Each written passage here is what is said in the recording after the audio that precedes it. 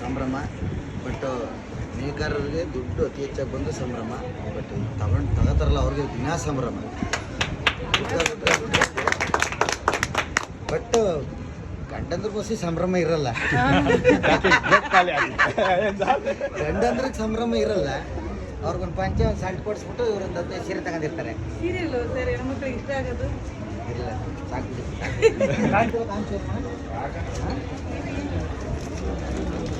ಇನ್ನೇನು ಮದುವೆ ಆಯ್ತವ್ರಲ್ಲ ಕೊಡೋರಿಗೆ ಮದುವೆ ಆಗೋರು ಕೊಡೋದು ಬೇಡವಾ? ಇಲ್ಲ ಮದುವೆ ಹಂಗೆಲ್ಲ ಅಲ್ಲ ಗೊತ್ತಾಯ್ತು.